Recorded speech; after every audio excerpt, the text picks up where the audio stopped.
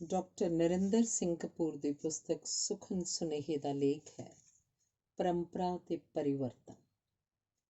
ਗਲਤੀਆਂ ਤੋਂ ਸਿੱਖੇ ਹੋਏ ਸਬਕ ਤਜਰਬਾ ਕਹਾਉਂਦੇ ਹਨ। ਇਹ ਤਜਰਬਾ ਸਾਨੂੰ ਆਜ਼ਾਦ ਹੋਣ 'ਚ ਸਹਾਈ ਹੁੰਦਾ ਹੈ। ਕੇਵਲ ਪੜ੍ਹੇ ਲਿਖੇ ਤੇ ਤਜਰਬੇਕਾਰ ਲੋਕ ਹੀ ਸਹੀ ਅਰਥਾਂ ਵਿੱਚ ਆਜ਼ਾਦ ਹੁੰਦੇ ਹਨ। ਇਹ ਸਮਝਣਾ ਬਹੁਤ ਜ਼ਰੂਰੀ ਹੈ ਕਿ ਆਜ਼ਾਦ ਹੋਣਾ ਮਹੱਤਵਪੂਰਨ ਨਹੀਂ, ਆਜ਼ਾਦੀ ਨੂੰ ਅਮਲ ਵਿੱਚ ਲਿਆਉਣਾ ਵਧੇਰੇ ਮਹੱਤਵਪੂਰਨ ਹੈ।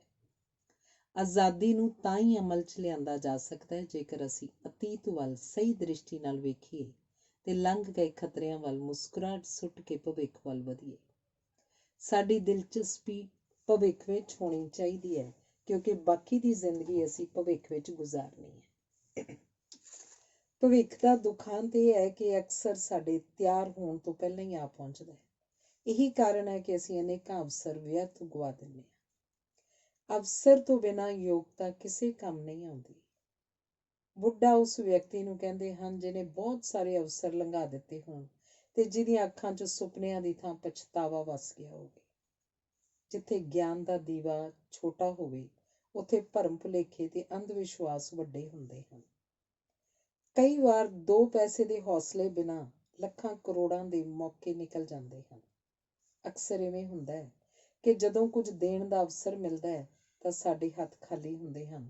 ਜਦੋਂ ਕੁਝ ਕਰਨ ਦਾ ਮੌਕਾ ਮਿਲਦਾ ਹੈ ਤੇ ਅਸੀਂ ਥੱਕੇ ਹੁੰਦੇ ਹਾਂ। ਕਹਿੰਦੇ ਹਨ ਜਿੱਤ ਵਾਲੇ ਦਿਨ ਕੋਈ ਥਕਾਵਟ ਦੀ ਸ਼ਿਕਾਇਤ ਨਹੀਂ ਕਰਦਾ। ਮੈਂ ਤਾਂ ਕਹਾਂਗਾ ਕਿ ਜਿੱਤਣ ਵਾਲਾ ਕੋਈ ਵੀ ਸ਼ਿਕਾਇਤ ਨਹੀਂ ਕਰਦਾ। ਜਿਨ੍ਹਾਂ ਦਾ ਭਵਿੱਖ ਵਿੱਚ ਵਿਸ਼ਵਾਸ ਹੁੰਦਾ ਹੈ ਉਹਨਾਂ ਨੂੰ ਸ਼ਿਕਾਇਤ ਕਰਨੀ ਹੀ ਨਹੀਂ ਚਾਹੀਦੀ। ਕਈਆਂ ਨੂੰ ਮੰਗਤੇ ਦੇ ਮੂੰਹ ਵਾਂਗ ਜਾਂ ਲੈਟਰ ਬਾਕਸ ਵਾਂਗ ਪ੍ਰਾਪਤ ਕਰਨ ਦਾ ਹੀ ਚਾਅ ਹੁੰਦਾ ਹੈ। ਕਹਿੰਦੇ ਹਨ ਕਿ ਜੇ ਪਿਤਾ ਕੋਲ ਸੰਤਾਨ ਨੂੰ ਦੇਣ ਲਈ ਕੁਝ ਵੀ ਨਹੀਂ ਤਾਂ ਉਹਨੂੰ ਚਾਹੀਦਾ ਹੈ ਕਿ ਆਪਣੇ ਪੁੱਤਰਾਂ ਧੀਆਂ ਨੂੰ ਹੌਸਲਾ ਦੇਵੇ, ਤਾਂ ਕਿ ਭਾਵੇਂ ਉਹ ਜ਼ਿੰਦਗੀ ਦੀ ਲੜਾਈ ਨੂੰ ਹਾਰਨ, ਪਰ ਲੜਨ ਉਪਰੰਤ ਹੀ ਹਾਰਨ। ਉਹ ਉਹਨਾਂ ਨੂੰ ਆਪਣੇ ਆਪ ਤੇ ਹੱਸਣਾ ਸਿਖਾਵੇ, ਕਿਉਂਕਿ ਜਿਹੜਾ ਆਪਣੇ ਆਪ ਤੇ ਹੱਸ ਸਕਦਾ ਹੈ ਉਹਨੂੰ ਆਪਣੀ ਖੁਸ਼ੀ ਲਈ ਕਿਸੇ ਤੇ ਨਿਰਭਰ ਹੋਣ ਦੀ ਮਜਬੂਰੀ ਨਹੀਂ ਹੋਏਗੀ। ਉਹ ਉਹਨਾਂ ਨੂੰ ਦੱਸੇ ਕਿ ਚਿੰਤਾ ਨੂੰ ਕੰਮ ਨਾਲ ਮਾਰਿਆ ਜਾ ਸਕਦਾ ਹੈ। ਉਹ ਉਹਨਾਂ ਨੂੰ ਸਮਝਾਏ ਕਿ ਆਪਣੀ ਅਗਿਆਨਤਾ ਪ੍ਰਤੀ ਉਹ ਪੜ੍ਹਨ ਦੀ ਆਦਤ ਤੋਂ ਬਿਨਾਂ ਸੁਚੇਤ ਨਹੀਂ ਹੋ ਸਕਦੇ। ਬੱਚਿਆਂ ਨੂੰ ਮਾਪੇ ਪਛੜ ਗਏ ਪ੍ਰਤੀਤ ਹੁੰਦੇ ਹਨ ਤੇ ਮਾਵਾਂ ਵਧੇਰੇ ਪਛੜ ਗਈਆਂ ਲੱਗਦੀਆਂ ਹਨ, ਪਰ ਮਾਪੇ ਸਵੈ ਪ੍ਰਗਟਾਵੇ ਰਾਹੀਂ ਨਹੀਂ, ਸਵੈ ਕਾਬੂ ਰਾਹੀਂ ਆਪਣੇ ਬੱਚਿਆਂ ਦਾ ਮੂੰਹ ਨਵੇਂ ਦੁਮੇਲਾਂ ਵੱਲ, ਵਿਕਾਸ ਵੱਲ, ਤਬਦੀਲੀ ਵੱਲ, ਪਰਿਵਰਤਨ ਵੱਲ ਮੋੜ ਸਕਦੇ ਹਨ। ਅਜਿਹਾ ਕਰਨ ਨਾਲ ਬੱਚੇ ਖਤਰਿਆਂ ਨਾਲ ਇਕਸੁਰ ਹੋ ਸਕਣਗੇ। ਜਦੋਂ ਉਹਨਾਂ ਨੂੰ ਇਹ ਪਤਾ ਲੱਗੇਗਾ ਕਿ ਸੰਸਾਰ ਵਿੱਚ ਹਰ ਚੀਜ਼ ਖਤਰੇ ਭਰੀ ਹੈ ਤਾਂ ਇਹ ਵੀ ਜਾਣਗੇ ਕਿ ਖਤਰਿਆਂ ਤੋਂ ਬਿਨਾਂ ਜੀਵਨ ਸੰਭਵ ਨਹੀਂ। ਸਾਨੂੰ ਸਮਝ ਲੈਣਾ ਚਾਹੀਦਾ ਹੈ ਕਿ ਅਸੀਂ ਜਿਉਂਦੇ ਹੀ ਜੀ ਧਰਤੀ ਤੋਂ ਬਾਹਰ ਨਹੀਂ ਜਾ ਸਕਦੇ ਤੇ ਅਸੀਂ ਜੀਵਨ ਨੂੰ ਸੰਪੂਰਨ ਭਾਂਤ ਸੁਰੱਖਿਅਤ ਨਹੀਂ ਬਣਾ ਸਕਦੇ। ਲੇਖਕ ਭਾਵੇਂ ਚਿੱਤਰ ਦੇ ਮਨੁੱਖ ਦਾ ਅਧੂਰਾਪਣ ਹਨ, ਪਰ ਉਹਨਾਂ ਦਾ ਸੁਪਨਾ ਮਨੁੱਖ ਦੀ ਸੰਪੂਰਨਤਾ ਹੁੰਦਾ ਹੈ। ਲੇਖਕ ਦਾ ਕਰਤੱਵ ਹੈ ਕਿ ਉਹ ਪਾਠਕਾਂ ਦੇ ਖਿੰਡੇ ਹੋਏ ਮਨ ਨੂੰ ਇਕਾਗਰ ਕਰੇ ਤੇ ਉਸ ਨੂੰ ਜੀਵਨ ਦੇ ਸੁਰ ਤਾਲ ਨਾਲ ਜੋੜੇ ਤੇ ਦੱਸੇ ਕਿ ਜੇ ਸਾਨੂੰ ਅਤੀਤ ਉੱਤੇ ਮਾਣ ਹੈ ਤਾਂ ਭਵਿੱਖ ਉੱਤੇ ਵੀ ਗੌਰਵ ਹੋਏਗਾ। ਰੁੱਝੇ ਹੋਏ ਵਿਹਲੇ ਬੰਦੇ ਨੂੰ ਕਲਾਕਾਰ ਕਹਿੰਦੇ ਹਨ। ਕਲਾਕਾਰ ਆਪਣੇ ਖੰਡਰਾਂ ਵਿੱਚੋਂ ਨਵੀਆਂ ਬਾਦਸ਼ਾਹੀਆਂ ਦੇ ਸੁਪਨੇ ਜਗਾਉਂਦਾ ਹੈ। ਜੋ ਅਨੁਭਵ ਕਲਾਕਾਰ ਆਪਣੇ ਦੁੱਖ ਵਿੱਚੋਂ ਪ੍ਰਾਪਤ ਕਰਦਾ ਉਸ ਨੂੰ ਮਾਨਵ ਜਾਤੀ ਖੁਸ਼ੀਆਂ ਵੇਲੇ ਗਾਉਂਦੀ ਹੈ। ਕਲਾਕਾਰ ਸਮੇਂ ਦੇ ਨਿਸ਼ਾਨ ਸਾਹਿਬ ਹੁੰਦੇ ਹਨ, ਜਿਹੜੇ ਸਭਿਅਤਾ ਦੇ ਵਿਹੜੇ ਵਿੱਚ ਉੱਚੇ ਝੁਲਦੇ ਹਨ। ਕਲਾਕਾਰਾਂ ਦਾ ਯੋਗਦਾਨ ਇਹ ਹੁੰਦਾ ਹੈ ਕਿ ਉਹ ਸਭਿਅਤਾ ਨੂੰ ਜੀਣ ਥੀਣ ਦਾ ਨਵਾਂ ਢੰਗ ਦੱਸਦੇ ਹਨ। ਉਹਨਾਂ ਦੇ ਨਵੇਂ ਵਿਚਾਰਾਂ ਦੀ ਉਦੋਂ ਤੱਕ ਵਿਰੋਧਤਾ ਹੁੰਦੀ ਹੈ ਜਦੋਂ ਤੱਕ ਇਹ ਆਮ ਨਹੀਂ ਹੋ ਜਾਂਦੇ। ਕੋਈ ਵੀ ਸੱਚਾ ਕਲਾਕਾਰ ਇਹ ਨਹੀਂ ਚਾਹੁੰਦਾ ਕਿ ਉਹਦੀ ਕਲਾ ਸਦੀਆਂ ਤੱਕ ਮਾਨਵ ਜਾਤੀ ਨੂੰ ਰਾਹ ਦਿਖਾਵੇ, ਸਗੋਂ ਉਹਦਾ ਸੁਪਨਾ ਇਹ ਹੁੰਦਾ ਹੈ ਕਿ ਉਹ ਲੋਕ ਅੱਗੇ ਆਉਣ ਜਿਨ੍ਹਾਂ ਨੂੰ ਮਾਨਵ ਜਾਤੀ ਦੇ ਰਾਹ ਚੌੜੇ ਕਰਨ ਦਾ ਚਾਅ ਹੋਵੇ। ਕਲਾਕਾਰ ਦੀ ਦ੍ਰਿਸ਼ਟੀ ਤੋਂ ਵੇਖਿਆ ਸਭਿਅਤਾ ਇੱਕ ਸਫ਼ਰ ਹੈ, ਮੰਜ਼ਿਲ ਨਹੀਂ। ਜਿਹੜੇ ਵਿਆਕਰਨ ਜਾਣਦੇ ਹਨ ਉਹ ਸਮਝਣਗੇ ਕਿ ਸਭਿਅਤਾ ਨਾਮ ਨਹੀਂ, ਕਿਰਿਆ ਹੈ। ਇਹ ਫੈਲਣ ਤੋਂ ਵੀ ਵੱਧ ਡੂੰਘੇ ਹੋਣ ਦਾ ਅਨੁਭਵ ਹੈ। ਕੇਵਲ ਮੁਰਦੇ ਤੇ ਮੂਰਖ ਹੀ ਆਪਣੇ ਵਿਚਾਰ ਨਹੀਂ ਬਦਲਦੇ, ਉਹ ਬਦਲਣ ਦਾ ਯਤਨ ਵੀ ਨਹੀਂ ਕਰਦੇ। ਜੇ ਅਸੀਂ ਯਤਨ ਨਹੀਂ ਕਰਾਂਗੇ ਤਾਂ ਸਫਲ ਕਿਵੇਂ ਹੋਵਾਂਗੇ? ਬਹੁਤੇ ਲੋਕ ਜੋਸ਼ੀਲੇ ਤੇ ਭਾਵੁਕ ਹੁੰਦੇ ਹਨ। ਉਹ ਪਰੰਪਰਾਵਾਦੀ ਇਸ ਲਈ ਪ੍ਰਤੀਤ ਹੁੰਦੇ ਹਨ ਕਿਉਂਕਿ ਉਹ ਆਪਣੀਆਂ ਭਾਵਨਾਵਾਂ ਨੂੰ ਪ੍ਰਗਟਾਉਣ ਦਾ ਕੋਈ ਨਵਾਂ ਢੰਗ ਤਰੀਕਾ ਨਹੀਂ ਲੱਭਦੇ। ਸੰਸਾਰ ਪਰਿਵਰਤਨ ਨੂੰ ਪਸੰਦ ਨਹੀਂ ਕਰਦਾ, ਪਰ ਪਰਿਵਰਤਨ ਤੋਂ ਬਿਨਾਂ ਅਗਲੇਰਾ ਵਿਕਾਸ ਸੰਭਵ ਨਹੀਂ ਹੁੰਦਾ। ਅਸੀਂ ਸਮਝਦੇ ਹਾਂ ਕਿ ਸਾਡੀ ਸਭਿਅਤਾ ਲੰਮੇ ਸਫ਼ਰ ਨਾਲ ਥੱਕ ਗਈ ਹੈ, ਪਰ ਕੁਝ ਸਮੇਂ ਮਗਰੋਂ ਅਸੀਂ ਅਨੁਭਵ ਕਰਾਂਗੇ ਕਿ ਅਜੇ ਤੱਕ ਕੁੱਕੜ ਨੇ ਬਾਂਗ ਹੀ ਦਿੱਤੀ ਹੈ। ਪਹਾੜਾਂ ਨੂੰ ਫਤਿਹ ਕਰਨ ਵਾਲਿਆਂ ਤੇ ਸਮੁੰਦਰਾਂ ਤੇ ਸਫ਼ਰ ਤੇ ਜਾਣ ਵਾਲਿਆਂ ਦੇ ਜੀਵਨ 'ਚ ਅਨੇਕਾਂ ਖਤਰੇ ਹੁੰਦੇ ਹਨ, ਪਰ ਇਹ ਖਤਰੇ ਹੀ ਇਹਨਾਂ ਕੰਮਾਂ ਨੂੰ ਮਨ ਪਰਚਾਵਾ ਤੇ ਖੇਡ ਬਣਾਉਂਦੇ ਹਨ। ਪਰੰਪਰਾ ਨੂੰ ਪਰਿਵਰਤਨ ਦੇ ਰਾਹ ਪਾਉਣਾ ਖਤਰਿਆਂ ਵਾਲਾ ਕੰਮ ਹੈ, ਪਰ ਜਿਹੜੇ ਖਤਰੇ ਮੁੱਲ ਲੈਂਦੇ ਰਹੇ ਹਨ ਉਹ ਵੀ ਅੱਜ ਸਾਡੇ ਨਾਇਕ ਹਨ। ਉਂਝ ਤਾਂ ਸੰਸਾਰ ਦਾ ਹਰ ਦੇਸ਼ ਆਪਣੀ ਆਪਣੀ ਪਰੰਪਰਾ ਵਿੱਚ ਵਿਚਰ ਰਿਹਾ, ਪਰ ਜਿਹੜੇ ਸਾਡੇ ਤੋਂ ਅੱਗੇ ਲੰਘ ਗਏ ਹਨ ਉਹ ਸਾਨੂੰ ਆਧੁਨਿਕ ਪ੍ਰਤੀਤ ਹੁੰਦੇ ਹਨ ਤੇ ਅਸੀਂ ਪਛੜ ਗਏ ਅਨੁਭਵ ਕਰਦੇ ਹਾਂ।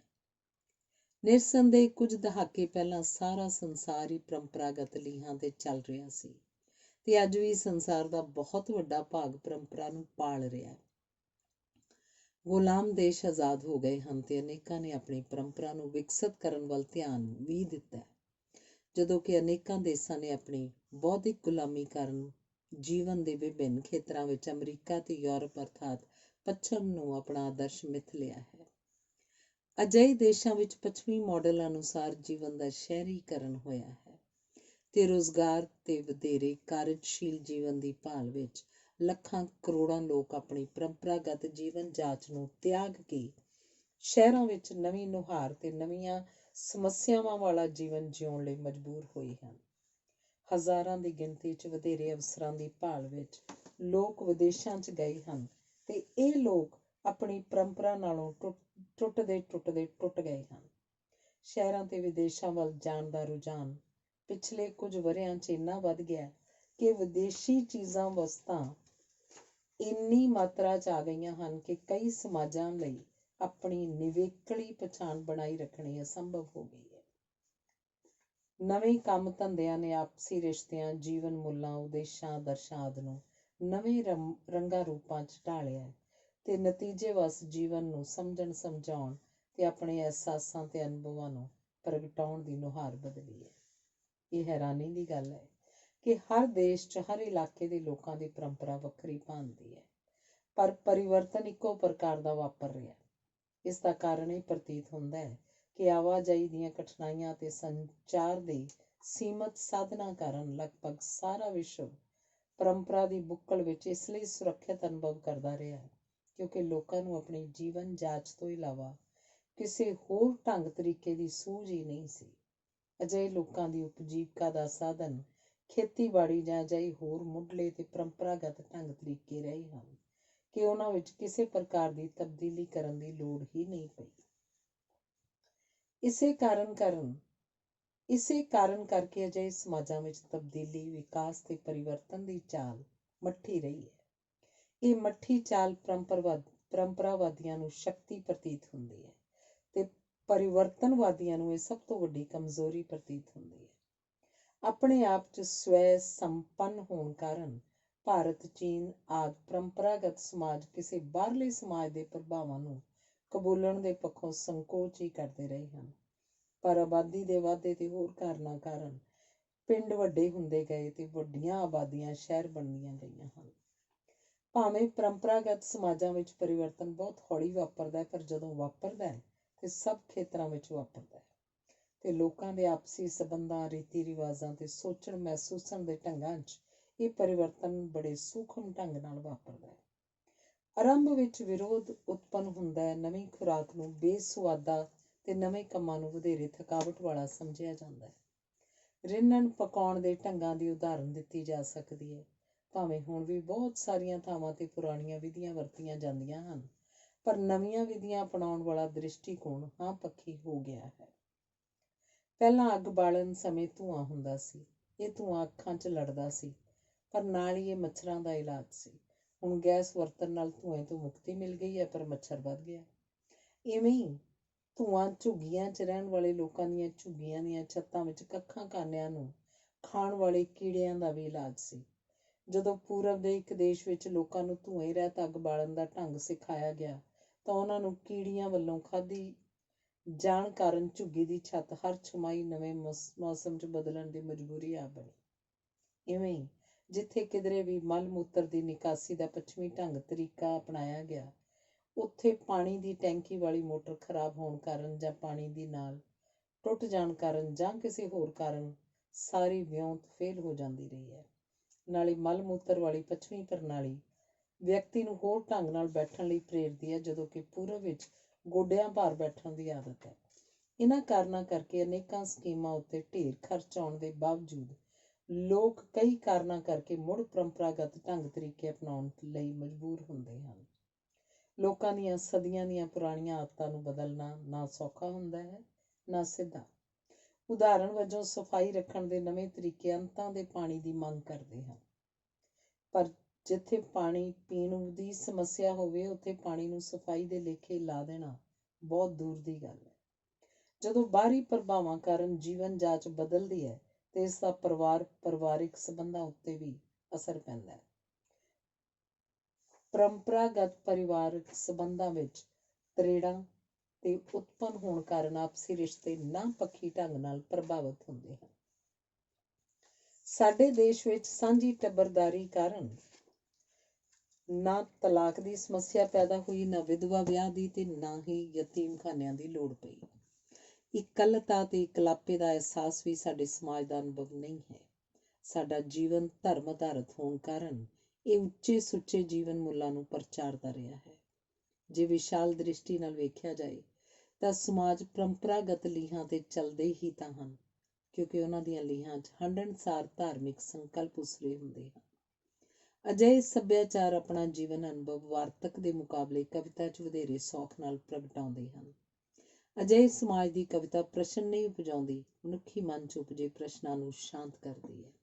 ਅਜਿਹੇ ਸਮਾਜਾਂ ਵਿੱਚ ਕਵੀ ਪੈਗੰਬਰ ਦਾ ਦਰਜਾ ਰੱਖਦੇ ਹਨ ਜਾਂ ਪੈਗੰਬਰ ਹੀ ਕਵਿਤਾ ਲਿਖਦੇ ਹਨ। ਪਰੰਪਰਾਗਤ ਸਮਾਜ ਦਾ ਹਰ ਪ੍ਰਬੰਧ ਸਮੁੱਚੇ ਸਮਾਜ ਦੇ ਮੀਰੀ ਪੱਖਾਂ ਨੂੰ ਪੇਸ਼ ਕਰਦਾ ਹੈ। ਨਿਰਸੰਦੇਹ ਤਬਦੀਲੀ ਹਰ ਸਮਾਜ ਵਿੱਚ ਵਾਪਰਦੀ ਹੈ, ਪਰ ਸਮਾਜ ਦਾ ਹਰ ਅੰਗ ਇੱਕੋ ਰਫ਼ਤਾਰ ਤੇ ਤਬਦੀਲ ਨਹੀਂ ਹੁੰਦਾ। ਉਦਾਹਰਣ ਵਜੋਂ ਆਰਥਿਕ ਤਬਦੀਲੀ ਤੇ ਸੱਭਿਆਚਾਰਕ ਤਬਦੀਲੀ ਦੀ ਰਫ਼ਤਾਰ ਵੱਖਰੀ ਵੱਖਰੀ ਹੁੰਦੀ ਹੈ। ਜਿਹੜੀ ਤਬਦੀਲੀ ਕਿਸੇ ਸਮਾਜ ਦੇ ਸੁਭਾਅ ਅਨੁਸਾਰ ਹੋਵੇ, ਉਹ ਵਿਕਾਸ ਅਖਵਾਉਂਦੀ ਹੈ, ਤੇ ਜਿਸ ਤਬਦੀਲੀ ਨੂੰ ਅਪਣਾਉਣ ਲਈ ਸਮਾਜ ਮਜਬੂਰ ਹੋਵੇ, ਉਹ ਤਬਦੀਲੀ ਸਮਾਜ ਦਾ ਮੂੰਹ ਮੱਥਾ ਵਿਗਾੜਨ ਤੇ ਮਾਨਸਿਕ ਸੰਕਟ ਉਸਾਰਨ ਦਾ ਕਾਰਨ ਬਣਦੀ ਹੈ। ਹਿੰਸਾ ਵਿਗੜੇ ਹੋਏ ਮੂੰਹ ਮੱਥੇ ਵਾਲੇ ਸਮਾਜ ਦਾ ਪ੍ਰਮੁੱਖ ਪਛਾਣ ਚਿੰਨ੍ਹ। ਪਰੰਪਰਾਗਤ ਸਮਾਜ ਵਿੱਚ ਰਹਿਣ ਵਾਲੇ ਵਿਅਕਤੀ ਕਿਸੇ ਵੀ ਪਰਿਵਰਤਨ ਵੱਲ ਨਿਰਪੱਖ ਦ੍ਰਿਸ਼ਟੀਕੋਣ ਨਹੀਂ ਅਪਣਾ ਸਕਦੇ। ਅਸੀਂ ਆਪਣੀ ਮਾਨਸਿਕ ਪੱਧਰ ਤੇ ਆਰਥਿਕ ਸਥਿਤੀ ਅਨੁਸਾਰ ਤਬਦੀਲੀ ਪ੍ਰਤੀ ਪੈਂਤੜਾ ਨਿਰਧਾਰਤ ਕਰਦੇ ਹਾਂ। ਨਿਰਸੰਦੇਹ ਤਕਨਾਲੋਜੀ ਸਮਾਜਿਕ ਪਰਿਵਰਤਨ ਦਾ ਸਭ ਤੋਂ ਵੱਡਾ ਵਸੀਲਾ ਹੈ। ਮਨੁੱਖ ਆਪਣੀ ਸੋਚ ਤੇ ਵਿਹਾਰ ਰਾਹੀਂ ਪ੍ਰਕਿਰਤੀ ਦੀ ਵਿਆਖਿਆ ਕਰਦਾ ਹੈ ਤੇ ਉਸ ਵਿੱਚ ਆਪਣਾ ਸਥਾਨ ਨਿਰਧਾਰਿਤ ਕਰਦਾ ਹੈ। ਜਦੋਂ ਕਿ ਧਰਮ ਆਧਾਰਿਤ, ਰੱਬ ਕੇਂਦਰਿਤ, ਖੇਤੀਬਾੜੀ ਆਸਰਿਤ, ਵਿਸ਼ਵਾਸ ਮੁੱਖ, ਸੰਸ਼ਲੇਸ਼ਣਵਾਦੀ, ਸਮਾਜ ਵਿਗਿਆਨ ਆਧਾਰਿਤ, ਵਿਅਕਤੀ ਕੇਂਦਰਿਤ, ਉਦਯੋਗ ਆਸਰਿਤ, ਕਿੰਤੂ ਮੁੱਖ, ਵਿਸ਼ਲੇਸ਼ਣਵਾਦੀ ਗਤੀਸ਼ੀਲ ਸੋਚ ਵੱਲ ਧਕੇਲਿਆ ਜਾਂਦਾ ਹੈ, ਤਾਂ ਉਸ ਸਮਾਜ ਦੀਆਂ ਪਰੰਪਰਾਗਤ ਕਦਰਾਂ ਕੀਮਤਾਂ ਖੁਰ ਜਾਂਦੀਆਂ ਹਨ ਤੇ ਮਨੁੱਖ ਦੀ ਨਿਵੇਕਲੀ ਪਛਾਣ ਗੁਆਚ ਜਾਂਦੀ ਹੈ। ਅਜਿਹੇ ਸਮਾਜ ਵਿੱਚ ਮਸ਼ੀਨ ਤੇ ਕੰਪਿਊਟਰ ਮਨੁੱਖ ਦੇ ਸਹਾਇਕ ਹੋਣ ਦੀ ਥਾਂ ਮਨੁੱਖ ਨੂੰ ਆਪਣੇ ਅਧੀਨ ਕਰ ਲੈਂਦੇ ਹਨ ਤੇ ਮਨੁੱਖ ਦੀ ਆਪਣੀ ਪਛਾਣ ਹੀ ਨਹੀਂ ਗੁਆਚਦੀ, ਉਹਦਾ ਮਹੱਤਵ ਵੀ ਘਟਦਾ ਹੈ। ਜਿਉਂ-ਜਿਉਂ ਮਸ਼ੀਨ ਦਾ ਆਕਾਰ ਤੇ ਉਹਦੀ ਸ਼ਕਤੀ ਵੱਧ ਰਹੀ ਹੈ, ਮਨੁੱਖ ਦੀ ਆਪਣੀ ਪਛਾਣ ਤੇ ਨਵੇਂ ਸੰਕਟ ਉਤਪੰਨ ਹੋ ਰਹੇ ਹਨ। ਅਜਿਹੇ ਕਾਰਨਾਂ ਕਰਕੇ ਅਜੋਕਾ ਮਨੁੱਖ ਸਰੀਰਕ ਤੇ ਬੌਧਿਕ ਦੋਹਾਂ ਪੱਖਾਂ ਤੋਂ ਰੋਗੀ ਤੇ ਉਚਾਟ ਹੋ ਜਾਂਦਾ ਹੈ। ਹਰ ਖੇਤਰ ਵਿੱਚ ਮਨੁੱਖ ਦਾ ਮਹੱਤਵ ਘਟ ਰਿਹਾ ਹੈ, ਕਿਉਂਕਿ ਉਹ ਹੁਣ ਸੌਖਿਆਂ ਹੀ ਕਿਸੇ ਹੋਰ ਵਿਅਕਤੀ ਨਾਲ ਬਦਲਿਆ ਜਾ ਸਕਦਾ ਹੈ। ਅਜਿਹੀ ਸਥਿਤੀ ਵਿੱਚ ਮਨੁੱਖ ਦੀ ਆਪਣੀ ਪਛਾਣ ਦਾ ਹੀ ਨਹੀਂ, ਸਮਾਜ ਨਾਲ ਉਹਦੇ ਸੰਬੰਧਾਂ ਦਾ ਵੀ ਸੰਕਟ ਉਪਜਿਆ ਹੈ। ਇਹੀ ਕਾਰਨ ਹੈ ਕਿ ਸਾਡੀਆਂ ਜੇਲ੍ਹਾਂ, ਹਸਪਤਾਲ, ਪਾਗਲਖਾਨੇ ਆਦਿ ਵੱਧ ਰਹੇ ਹਨ। ਇਹਨਾਂ ਵਿੱਚ ਰਹਿਣ ਵਾਲਿਆਂ ਦੀ ਗਿਣਤੀ ਵੀ ਵੱਧ ਰਹੀ ਹੈ। ਪਹਿਲਾਂ ਕਿਸੇ ਵਸਤ ਦਾ ਮੁੱਲ ਉਹਦੇ ਉਪਯੋਗੀ ਹੋਣ 'ਤੇ ਨਿਰਭਰ ਕਰਦਾ ਸੀ। ਫਿਰ ਵਟਾਂਦਰਾ ਕਿਸੇ ਵਸਤ ਦੇ ਮੁੱਲ ਦਾ ਆਧਾਰ ਬਣਾਇਆ ਤੇ ਹੁਣ ਤਾਂ ਵਸਤਾਂ ਸਾਡੇ ਅੰਦਰ ਆ ਵਸੀਆਂ ਹਨ ਤੇ ਮਨੁੱਖ ਹਰ ਖੇਤਰ ਵਿੱਚ ਮਸ਼ੀਨ ਵਾਂਗ ਵਿਚਰਨ ਲੱਗ ਪਿਆ। ਅਜੋਕਾ ਮਨੁੱਖ ਸਮਾਜ ਵਿੱਚ ਪਛਾਣਨ ਯੋਗ ਵਿਅਕਤੀ ਦੀ ਥਾਂ ਭੀੜ ਵਿੱਚ ਆਪਣੇ ਆਪ ਨੂੰ ਲੱਭ ਰਿਹਾ ਗੁੰਮਨਾਮ ਵਿਅਕਤੀ ਹੋ ਨਿਬੜਿਆ। ਉਸਨੇ ਅਨੁਭਵ ਕਰਨਾ ਬੰਦ ਕਰ ਦਿੱਤਾ ਹੈ।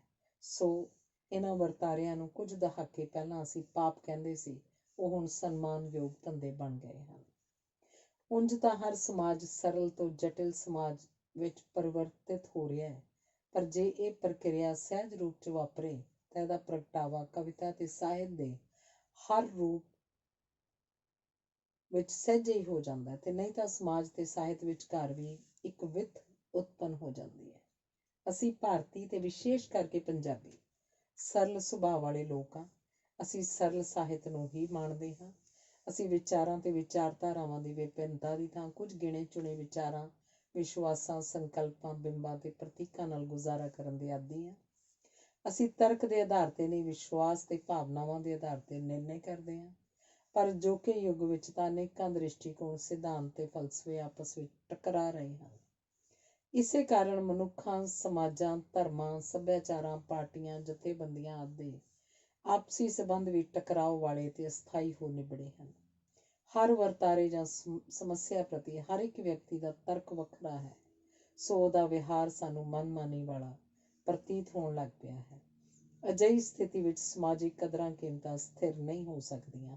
ਅਜਿਹੀ ਸਥਿਤੀ 'ਚ ਕੁਝ ਵੀ ਸਥਿਰ ਤੇ ਪੱਕਾ ਨਹੀਂ ਹੋ ਸਕਦਾ। ਵਸਤਾਂ ਦੀ ਅਥਾਹ ਵਿਭਿੰਨਤਾ ਵਾਂਗ ਅੱਜ ਜੀਵਨ ਦੇ ਹਰ ਖੇਤਰ ਵਿੱਚ ਵੰਨ ਸੁਵੰਨਤਾ ਦਾ ਬੋਲਬਾਲਾ ਹੈ। ਹੁਣ ਭਾਂਤ ਭਾਂਤ ਦੇ ਵਿਅਕਤੀ ਤਾਂ ਹੋ ਸਕਦੇ ਹਨ, ਪਰ ਜਿਨ੍ਹਾਂ ਨੂੰ ਅਸੀਂ ਮਹਾਨ ਵਿਅਕਤੀ ਕਹਿੰਦੇ ਹਾਂ, ਉਹਨਾਂ ਦੇ ਪ੍ਰਗਟ ਹੋਣ ਦੀ ਉੱਕਾ ਹੀ ਕੋਈ ਸੰਭਾਵਨਾ ਨਹੀਂ। ਸਾਡੇ ਨਾਇਕ ਬਦਲਦੀਆਂ ਪ੍ਰਸਥਿਤੀਆਂ 'ਚ ਸਾਨੂੰ ਕੋਈ ਪ੍ਰੇਰਨਾ ਨਹੀਂ ਦਿੰਦੇ ਤੇ ਨਵੇਂ ਨਾਇਕ ਪੈਦਾ ਨਹੀਂ ਹੋ ਸਕਦੇ। ਸੋ ਅਸੀਂ ਦਿਸ਼ਾਹੀਣ, ਉਦੇਸ਼ਹੀਣ, ਮਨੋਰਥਹੀਣ, ਅਰਥਹੀਣ ਅਵਸਥਾ ਵਿੱਚ ਵਿਚਰਨ ਭਟਕਣ ਲਈ ਮਜਬੂਰ ਹਾਂ। ਅਜਿਹੀ ਅਵਸਥਾ ਵਿੱਚ ਦੂਜਿਆਂ ਦਾ ਧਿਆਨ ਖਿੱਚਣ ਲਈ ਵੱਡੀ ਤੋਂ ਵੱਡੀ ਸਨਸਨੀ ਉਪਜਾਉਣ ਦਾ ਯਤਨ ਕੀਤਾ ਜਾ ਰਿਹਾ। ਅਸੀਂ ਵਿਸ਼ੇਸ਼ੱਗ ਤਾਂ ਬਣਦੇ ਜਾ ਰਹੇ ਹਾਂ, ਪਰ ਸਾਡਾ ਸੰਸਾਰ ਦੇ ਦੂਜੇ ਲੋਕਾਂ ਨਾਲ ਰਿਸ਼ਤਾ ਸਾਵਾਂ ਸੁਖਾਵਾਂ ਨਹੀਂ ਰਿਹਾ। ਫਲਸਰੂਪ ਅਸੀਂ ਮਾਨਸਿਕ ਪੱਖੋਂ ਤਣੇ ਹੋਏ ਇਕਲਾਪੇ ਦਾ ਸ਼ਿਕਾਰ ਤੇ ਅਸ਼ਾਂਤ ਚਿੱਤ ਵਾਲੇ ਵਿਅਕਤੀ ਹੋ ਨਿਬੜੇ ਹਾਂ। ਆਸ ਤਾਂ ਕੀਤੀ ਜਾਂਦੀ ਸੀ ਕਿ ਪਰਿਵਰਤਨ ਨਾਲ ਜੀਵਨ ਇਕਸੁਰਤਾ ਵਾਲਾ ਬਣ ਜਾਏਗਾ ਤੇ ਮਨੁੱਖ ਨੂੰ ਆਪਣਾ ਆਪਾ ਵਿਕਸਿਤ ਕਰਨ ਲਈ ਵਧੇਰੇ ਸਮਾਂ ਤੇ ਸਾਧਨ ਮਿਲਣਗੇ ਤੇ ਮਨੁੱਖ ਦੀ ਪ੍ਰਸੰਨਤਾ ਤੇ ਤਸੱਲੀ ਦੇ ਨਵੇਂ ਸੋਮੇ ਉਪਜਣਗੇ। ਪਰ ਆਸਾਂ ਦੇ ਉਲਟ ਮਨੁੱਖ ਦੀਆਂ ਪਸ਼ੂ ਬਿਰਤੀਆਂ ਤੇ ਤਾਮਸਿਕ ਸ਼ਕਤੀਆਂ ਹੀ ਬਲਵਾਨ ਹੋਈਆਂ ਹਨ ਅਤੇ ਅਜਿਹੀਆਂ ਸ਼ਕਤੀਆਂ ਨੇ ਅਜੋਕੇ ਮਨੁੱਖ ਦੇ ਸੰਕਟ ਨੂੰ ਡੂੰਘਾ ਤੇ ਗੂੜ੍ਹਾ ਕਰਨ ਦਾ ਹੀ ਕਾਰਜ ਕੀਤਾ ਹੈ। ਅਸੀਂ ਗਲਤੀ ਇਹ ਕੀਤੀ ਹੈ ਕਿ ਅਸੀਂ ਆਪਣੀ ਪਰੰਪਰਾ ਨੂੰ ਪਰਿਵਰਤਨ ਦੀ ਆਪਣੀ ਨਿਵੇਕਲੀ ਨੁਹਾਰ ਪ੍ਰਦਾਨ ਕਰਨ ਦੀ ਥਾਂ ਇਸ ਨੂੰ ਪੱਛਮੀ ਆਧੁਨਿਕਤਾ ਦਾ ਪਿੱਛ ਲੱਗ ਬਣਾ ਦਿੱਤਾ ਹੈ। ਅਸੀਂ ਤੀਜੀ ਦੁਨੀਆ ਦੇ ਇੱਕ ਪਰੰਪਰਾਵਾਦੀ ਗਰੀਬ ਦੇਸ਼ ਦੇ ਲੋਕ ਟੈਕਨੋਲੋਜੀ ਦੇ ਖੇਤਰ ਵਿੱਚ ਵਿਕਸਤ ਪੱਛਮ ਦੇ ਪਿੱਛੇ ਲੱਗ ਕੇ ਕੰਢਿਆਂ ਉੱਤੇ ਘਸੀਟੇ ਜਾ ਰਹੇ ਹਾਂ। ਸਾਡਾ ਦੁਖਾਂਤ ਇਹ ਹੈ ਕਿ ਅਸੀਂ ਵਾਪਸ ਵੀ ਨਹੀਂ ਮੁੜ ਸਕਦੇ। ਅਸੀਂ ਗੁਲਾਮੀ ਦੀ ਕੈਦ ਵਾਲੀ ਜੇਲ੍ਹ ਨੂੰ ਆਪਣੀ ਮੰਜ਼ਿਲ ਬਣਾ ਲਿਆ ਹੈ। ਜੇਲ੍ਹ ਕਿੰਨੀ ਵੀ ਸੁੰਦਰ ਹੋਵੇ, ਜੇਲ੍ਹ ਹੀ ਰਹਿੰਦੀ ਹੈ। ਉਦਾਰਾ ਪਰਿਵਰਤਨ ਕਿੰਨਾ ਵੀ ਸੋਹਣਾ ਹੋਵੇ, ਦੁਖਦਾਈ ਹੁੰਦਾ ਹੈ। ਧੰਨਵਾਦ।